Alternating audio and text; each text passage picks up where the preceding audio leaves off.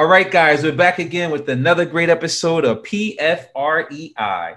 I'm your host, Fuquan Bilal. We got a really good show for you guys. Make sure you check us out on Twitter, Instagram, and Facebook, and all the other social media platforms. Today we have Robert Nickell, and we're going to talk a little bit about how his company can successfully help you. If you're doing a virtual setup and all that good stuff. But first, Rob, we're going to jump into the real estate stuff. We travel in the same circle. And I was actually intrigued when I first met you and kind of learned the services that you provide to real estate investors. But the first question I always ask the guests is, why are you passionate for real estate investing?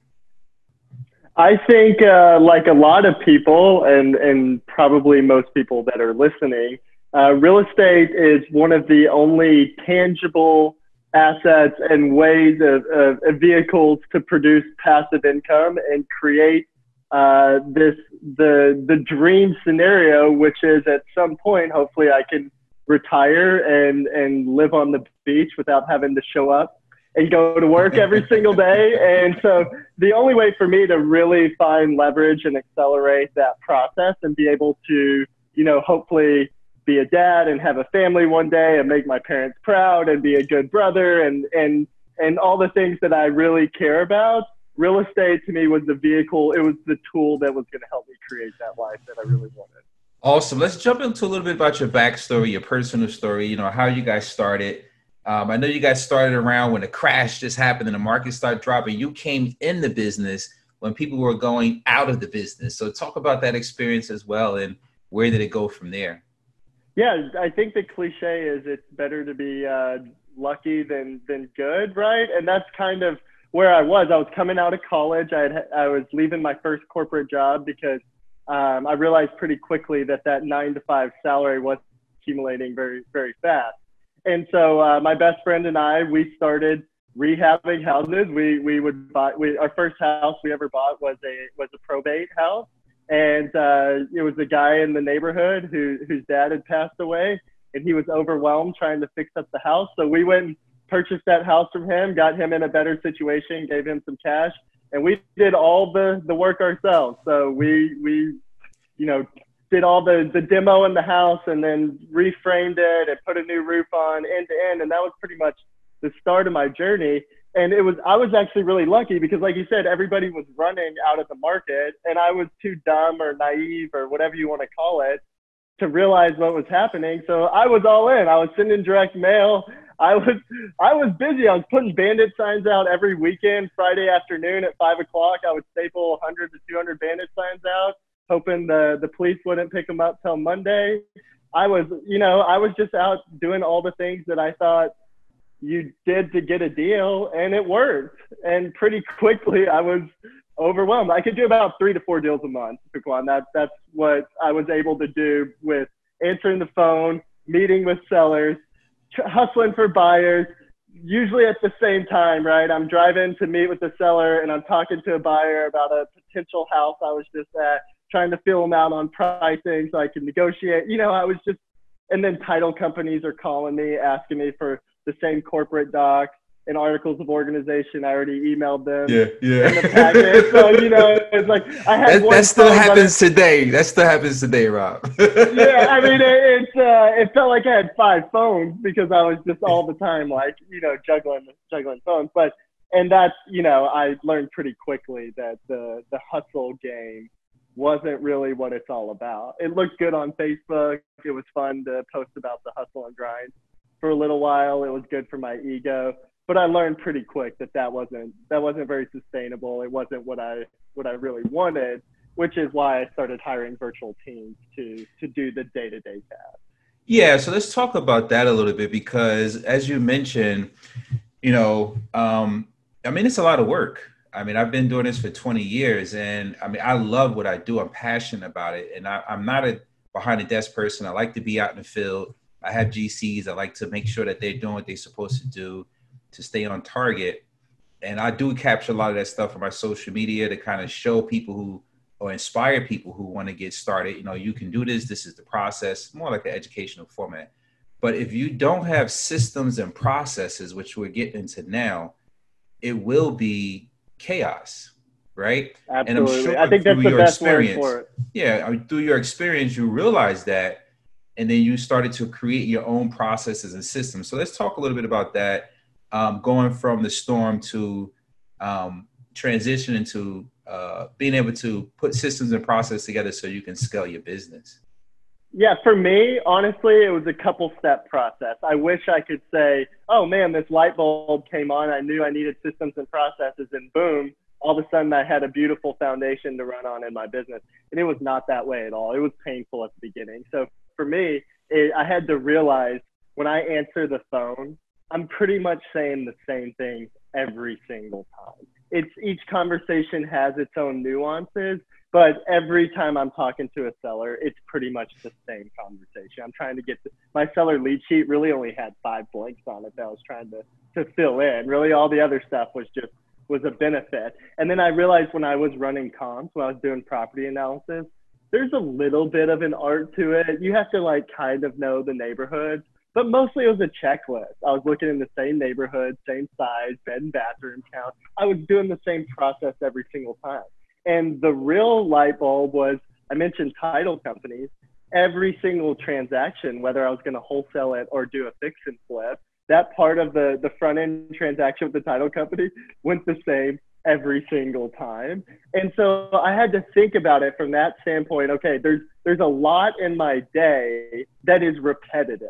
And it feels like I'm the only one that can do all these things, like talk to the title company and manage my buyers and talk to my seller leads. Because if I don't talk to my seller leads and one call gets dropped, then the whole business explodes and life's over, right? But what I realized was that I was doing the same things over and over and over and over again. And what I knew was I didn't want to be working 80 or 90 hours a week. I didn't want to be missing my nephew's stuff in the evenings. I didn't want to miss Friday night dinners with the family, right? Because I was the only one doing everything. And so for me, Fuquan, it started with the front end stuff. I knew that I needed help working my leads. And so I just wrote down what I was saying in my script. I wrote down what I was trying to accomplish. And that was my system for my seller lead management, was how to answer the phone, what to say, what information was important, and when to set an appointment. So it actually improved my overall success by just slowing down a little bit and saying, hey, what's the objective? It's to identify where I should spend my time and make an appointment. It's not to answer the phone. Yeah. It's to figure out where I should make an appointment. So I just categorized leads as appointment or no appointment, which was follow-up. And so I could then have someone come in and use my script and set appointments for me. I could then verify those appointments and those property addresses in the lead sheet to make sure that it was worth my time. But then I wasn't having to answer the phone. I mentioned comps. I wrote down the steps I went through. I screen grabbed what I was doing. And then I had a process, a system for how I ran comps. And so instead of it being this overwhelming thing, because when I first started to sit down and like create a system or a process, it's like, where do you start? Just to log in to Infusionsoft or whatever CRM you're using, it's like you forget to think about, you have to type in the URL or save it somewhere. And there's a username and password to get in. And then you have to know where to go. And most of us just know how to do our jobs and do our day because we just go through it and we do it. And we never slow down to really think about what we did all day. And I bet if I asked you, hey, Fuquan, how was your day? You'd probably say, it was good. Yeah. Had a really good day. What'd you do today? Oh man, I was so busy. I did, I had 50 things. Okay, what did you do today? You would have to think about it to really figure out, oh, well, I did this. Well, that I realized that wasn't a good way to do my day, to just kind of get through it. And so by just taking one thing at a time, actually, writing down what I did, that was the only process I needed. And then having people help me became a whole lot easier because without systems and processes, I tried to go find help, both from Craigslist and friends and family, hiring VAs, and it was all a disaster. I didn't like them and they didn't like me in that process. And so I just realized I had it backwards. I needed the systems and processes first, and then everything else could fall in place. But until I had systems and processes, it was just going to be me against the world, hustling, grinding, 4 a.m. workouts and 10 p.m. with my laptop in my lap on the TV, you know? So that I wish I could say that I just like, you know, snapped my fingers and it was all good, but I unfortunately have to learn through pain, and that was my process. Yeah, I kind of wanted to press replay when you were saying you need to start with systems and processes first and then bring your team on. And when you're working with virtual assistants, what I found was the best way to educate them is to have the processes and systems done and then record like short Loom videos or Zoom videos visually showing them what they want to do. And then having like a weekly accountability call just to make sure that they're on track and keeping that in tune and going from there. You know, because virtual assistants can do exactly what you want them to do with the checklist. You know, most of them, from my experience, and you don't want them to think outside the box and be creative. Sometimes they could bring suggestions and ideas from research they're doing and probably can make it better. But it's good to be able to leverage human capital, right, to kind of scale your business. So let's talk about that a little bit. You started doing real estate. You was doing real estate, and then you kind of transition into Rocket Station. So tell the audience a little bit about what Rocket Station is and what is the purpose of this entity. Yeah, so when I was doing real estate, like I said, I realized there was a lot of the day that was repetitive.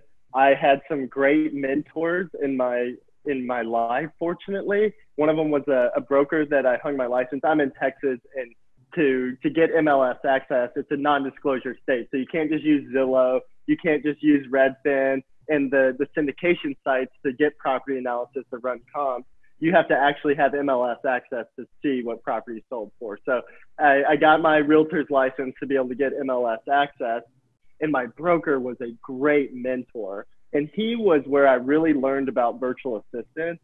And that he was in 2008 and 9, he was the first person that I personally knew was doing it. I know people were doing it long before that, but he was the person that I knew that was really doing it. And he was using it within his brokerage. And so when I really first learned systems and processes, it was because I was running against the wall. I was meeting with my broker, and he's the one that helped me get the light bulb going. You're just repeating yourself all day long. Write it down.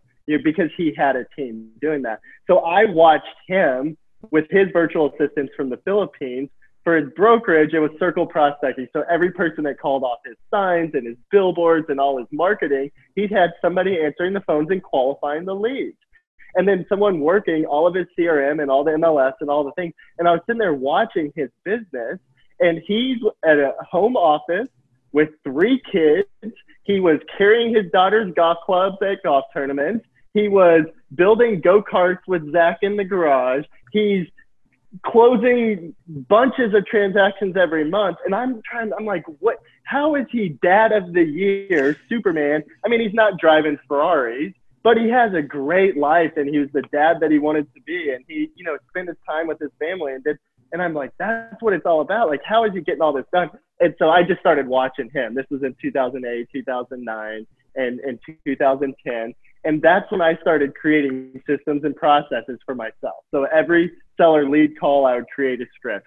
The running comps, working with title companies, billing buyers lists, everything in the day-to-day, I started creating really strong systems that were just based off of my business. It was exactly what I was doing because I realized that other people needed help. Other investors, they knew how to answer the phone, but they didn't know how to write down what they were saying. They knew how to run comps, but they didn't know how to build a checklist. And I understood that because I'm an entrepreneur. I needed to be working with sellers, not writing scripts. I needed to be talking with buyers and negotiating prices or working with contractors. You mentioned that with your construction team. Every rehab felt like a full-time job that I was having to manage. So for me, I just took the systems and processes and I just started giving them away for a few years. So from 2010, 11, 12, I was just helping people for free do what me and my broker were doing in our business, which was leveraging other people's time, just talent overseas to do 80 to 90% of the business. Because when you think about real estate, it's a transactional business. Yes. And most people hear that and they're like, duh, Robert. But do you run your business that way? Do you set it up like a machine? Because that's what a transactional business is. Marketing has to run every single day. Your phone has to ring every single day. If you're doing SEO, those web forms, somebody's got to be in them every single day. It's not just about, the one transaction. After that deal closes, you got to go do it all over again. Then you got to do it all over again. And so I realized other investors needed help within that transactional business that real estate was.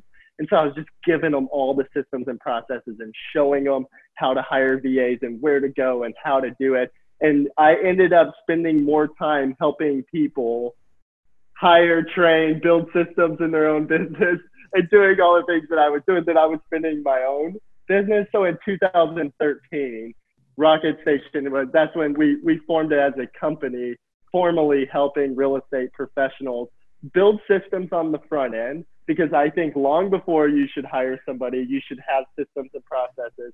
And not just real estate investors, but most businesses are terrible at that. So we have a development team who specializes in building systems and processes. It's all they do. They've done it for 2,200 something businesses at this point. So every step of your business, we build systems and processes for, and then that creates a roadmap and identifies opportunities where you can hire people that can either answer the phone or run comps or do your administrative work or be an executive assistant. Wherever the opportunities lie within your business, it comes from that roadmap. It comes from systems and processes, and then we can plug and play someone to fit that role. So we build your systems and processes, and then we're a dedicated virtual assistant team that is specific to whatever task you need. So that's kind of, I was struggling, I got help, I wanted to help other people do it.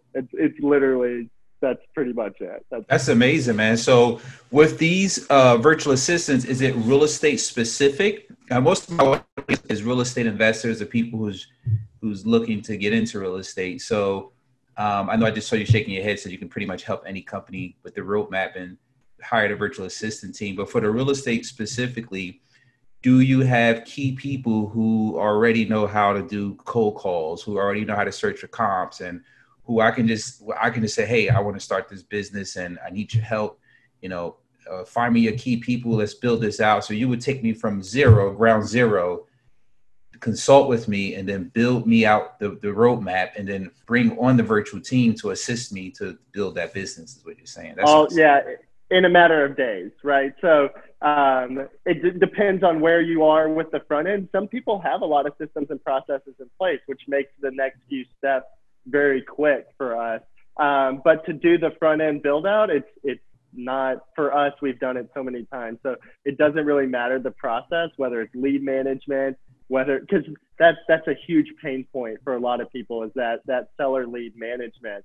And as investors, we're all very tight. We want to hold on to all the different tasks.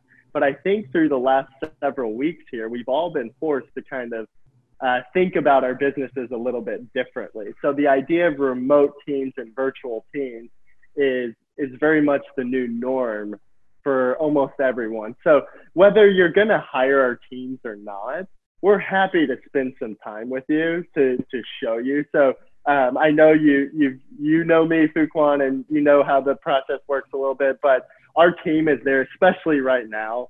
I don't have some gimmick to give away to people, but we're happy. Anybody who's legitimately serious about just exploring systems or processes or what virtual team looks like, our website has lots of free information, but we would be happy to spend time with people and show them exactly what that looks like if they're interested. That's amazing. That's amazing, man. So just switching gears a little bit to the current pandemic, we're in COVID-19 status right now. They say past the curve, and things are starting to slowly open back up. States are lifting restrictions. How has this affected your business? Like, everybody took a hit on the chin from this, or maybe next quarter we'll see the damages. But because you have a business that's related, directly related to real estate, I've been on the phone with some of the wholesalers in the group. Different investors I know said that they've seen their business drop a lot with leads coming in. One wholesaler I just interviewed said his lead gen dropped 50%. This guy spends $30,000 a month just on leads and going through that whole thing. How has this affected your business? What challenges? The question is, what challenges are you facing now, and what are you doing to overcome? So Rocket Station itself is, from an operations standpoint, we're business as usual because we've been remote teams. We have an office. We're headquartered here in Dallas. We've got an office where teams come in there every single day. But as far as being required, like there's no requirement there. We've been remote and teams have been independent and virtual since 2013, like I've mentioned. So from an operations standpoint, we've really just kind of kept ticking every single day.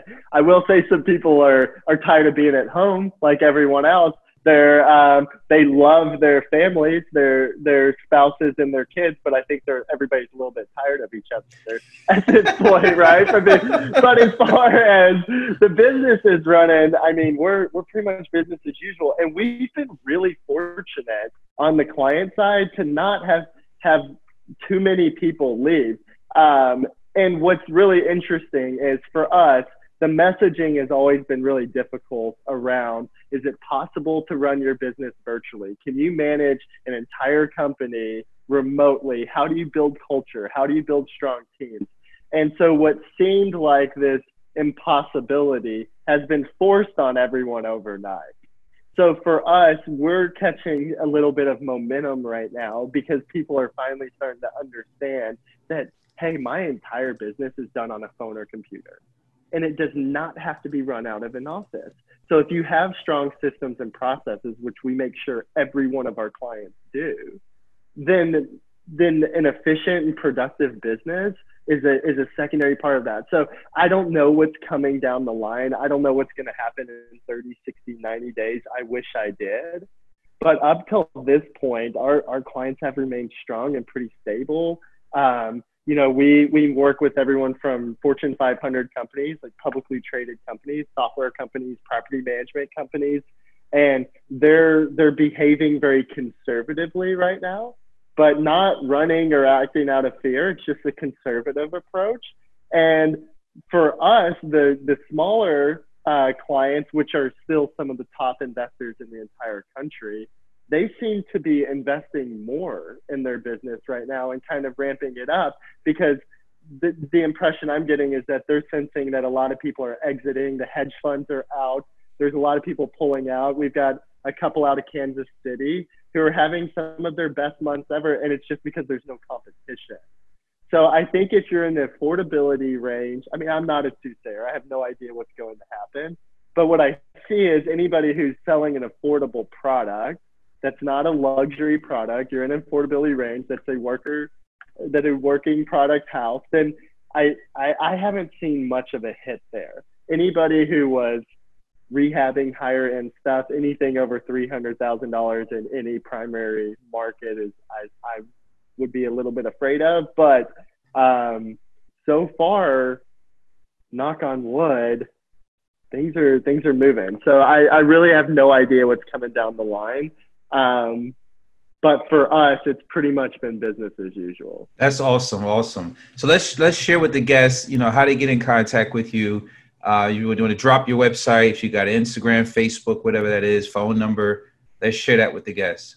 Yeah, so rocketstation.com is our website, and I think we've got some good information there. And we just put out a masterclass with working from home. So it's totally free with a great workbook on there, and we're starting to put some interviews from different people that have worked remotely and managed teams remotely for a long time. So lots of free content. They all come with workbooks on there that are great. So jump on rocketstation.com, check out the masterclass. There's some awesome information. But anybody who wants to, that says, hey, I'm honest and sincere about systems and processes, or I'm honest and sincere about the idea of building a virtual team or a remote team, or what does it take to build really strong culture, and you'd like to spend a few minutes with our development team just asking some questions and seeing what that would look like for your business, Greg Brooks is Director of Business Development, and his email is brooks@rocketstation.com. That's BROOKS at rocketstation.com. And his team is workforce management experts. They would be happy to spend a few minutes with anybody who's got some questions. And I think that's the most valuable thing I could offer to anybody. So check out the masterclass, but really spend some time with Greg and his team, email brooks@rocketstation.com, and it'll be a valuable 30, 45 minutes for anyone. That's awesome, man. Thank you, Robert. Robert Nickell, Rocket Station. Great interview. I really appreciate it. A lot of value. Thanks for sharing your experience. It's another great episode. PFREI, Passion for Real Estate. Make sure you check us out, Instagram, Twitter, and Facebook, and all the other social media handles. Thanks for coming on, Robert. I really appreciate it. Thanks, man. This was a lot of fun. I really appreciate you.